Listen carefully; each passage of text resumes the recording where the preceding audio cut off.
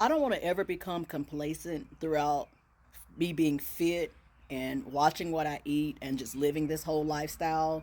Next year, around maybe February or March, is going to make, and maybe probably about, it could even possibly be January. I'll have to go back and look through some photos and stuff, but will make 6 years that I have been into working out and things like that. But the eating part, it took me a little bit longer, but let's just say 6 years I've been on my fitness journey.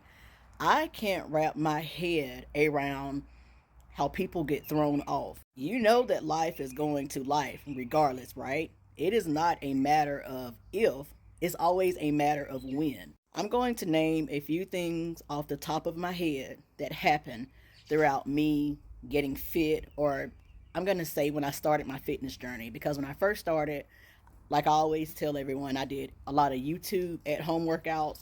From there, I started walking 3.5 miles. Once I just kind of felt like, well, I'm not getting what I want out of the YouTube workouts, so let me start walking and learning how to jog.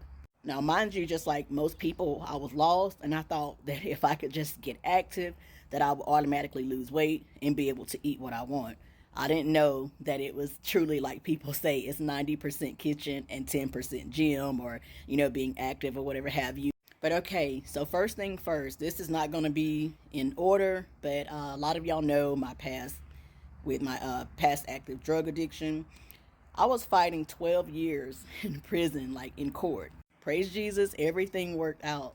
But all throughout that, I stayed fit. I continued to go to the gym, doing my research on trying to better my eating habits, and as hard as it was to do it, prioritizing rest. I won't ever forget when I first told my husband that I wanted to look like female bodybuilders. I would show him on my phone young women on TikTok that I wanted to look like. And at the time, I only had one little job. It was part time, 4 days out of the week, from 8 a.m. until 1 p.m. I think it was about 4 days. Yeah, 4 days out of the week. Well, another job offer came up, and it was the job that I work now. Every other week, I work night shift. 12-hour shifts. Now, my job is fairly easy. I'm a private caregiver, and my patient is real easygoing. But yet and still, at the time, that was making it where I had two jobs, and my husband almost guaranteed me that if I took on that second job, that I was not going to give the gym and all of this fitness stuff a second thought. He wasn't being ugly, but at the time, just what he thought was logical. And boy, did I ever prove him wrong. Not that I was trying to, but it's just the truth. Most of y'all would fold. Another thing that comes from my past active drug addiction. While for several years, my mom had my children, and when I got clean, for some reason, her and I just still had our differences, and I had to fight her in court for my children in order for me to gain custody back with of my children. And that was very stressful, even though I had faith and I felt quite sure that I would win the case, and I did. Yet and still, I still went to the gym. And even though I didn't know everything I know now as far as, dieting down and stuff like that, I was in the process of learning and researching this stuff. I was also a student. I was in online schooling getting my bachelor's degree in behavioral science. So, two jobs, fighting my mom in court. I was also on a CRO program, which is where I had to go and do a drug test anytime they called my color over the phone, because that was part of my, I guess you could say, like the deal that the court system, had worked out or whatever for me. And I swear, y'all, this is going to sound insane. And I promise my head it was in all of the right places. I did everything that I was supposed to do to make sure that my girls were exactly where they wanted to be, which was with their mother. Me. But the whole entire time I was in and out of that fucking courtroom, only thing I could think about is that, like, man, I swear I thought by now that I would be walking through here jacked, I wanted to look the way I felt on the inside, and I felt like a new person. I knew that a life of, drugging, getting my head bad and all that stupid stuff, living like a junkie was over with for me. I just wanted my body to match, and sadly at that time I had put on a lot of recovery weight. And I love my mom to death, but we do not see eye to eye on a lot of stuff, and I just really wanted her to be able to look at me and be like, damn, you know what I mean? But unfortunately, that just did not happen at the time, because I knew that this stuff took years, to get the physique that I have now. But still, I guess I thought, like most people, that I was going to be an exception to the rules, and boy, was I ever wrong. But the point is, I was still heavy on my shit, y'all. Up next, my husband, okay? Like I told y'all, I didn't get off unscathed from my past drug addiction. I have a partial. My husband's much older. He's got way more years under his belt with, drug abuse and things like that. He also was a diabetic and his sugar and everything is under control now. But he had to have all of his top teeth pulled and have a plate made. When he did, for whatever reason, he was kind of hard headed and he didn't take his antibiotics before having those teeth pulled. And so when he had them pulled, he went sepsis. I hope I'm pronouncing that right, and if I'm not, y'all, please forgive me. This was the start of him finding out that he had his sugar was through the roof, he had high cholesterol, high blood pressure, so on and so forth. Now, mind you, they hospitalized him. He also had COVID at the time. Everything, it just came crashing down, and if we wouldn't have, my daughters and I found him shivering and just almost like at the break of death, he probably would have died. When I tell y'all, I went and saw him, talked to him, and I still went to the fucking gym, bro. Like, so shortly thereafter, I don't know if it was after or before. Like I said, I don't have this stuff just in the perfect order.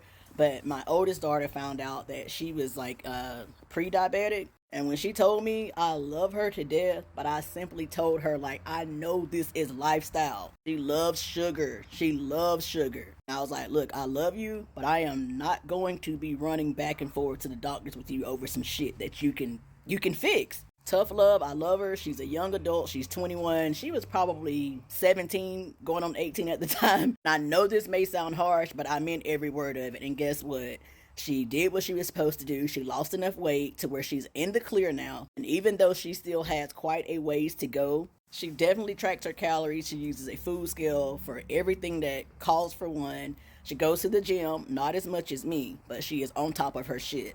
Now, some of her problem, like her food addiction, I blame with myself because I really feel like it filled a void for whenever I was not there for her due to my past drug addiction. But me stopping my gym journey and stopping eating and everything the way that I do wasn't going to do shit. Me getting stressed out wasn't going to do shit because I know in all reality, the fact that I've kept going is the reason that she's gotten this so much further ahead. When I tell y'all, my baby literally had blacks, like, her skin was discolorated on the back of her neck. And in any African Americans, like, or, any color, race of color, even probably Hispanics as well, but I know Africans Americans will. You ever start seeing dark patches all up over here and on the back of your neck? Shit, I forget the name for it. It's a huge name I can't pronounce and won't dare try to spell. And that is just a sign of fucking diabetes, pre-diabetes and shit like that. Now that she's lost right at 50 pounds, her neck is clear, all right? Her skin is no longer discolored back there. Doctor was like that close to putting her on metformin. That is no longer an issue. My husband letting himself go like that, bro, like what if I would have just wallowed in that shit like, oh, I gotta take care of my husband.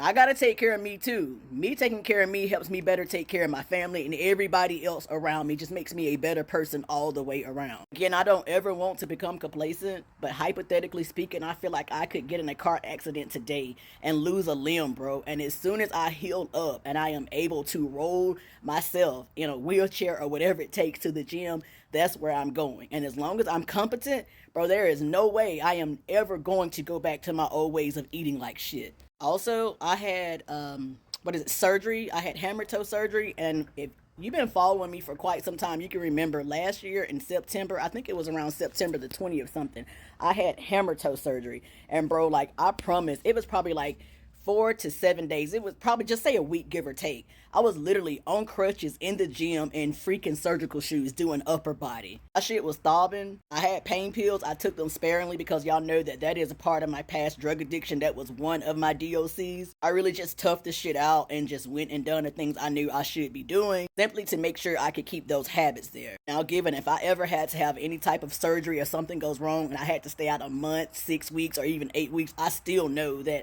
I trust myself now to know that I'll go back. And occasionally, I always try to think of things that could possibly derail me in life to make sure that I always have strategies formed in my head to be prepared for that shit. This may sound crazy to y'all, but I have even thought about the death of a near loved one. Or even if my elderly patient passes away and I have to get a daytime job that requires me to be so much more busier than what it does for me to be a caregiver, caring for someone in the privacy of their own home, especially someone as sweet as her. I have literally tried to think of everything, and I still just can't see myself not doing the things that I know I'm supposed to be doing.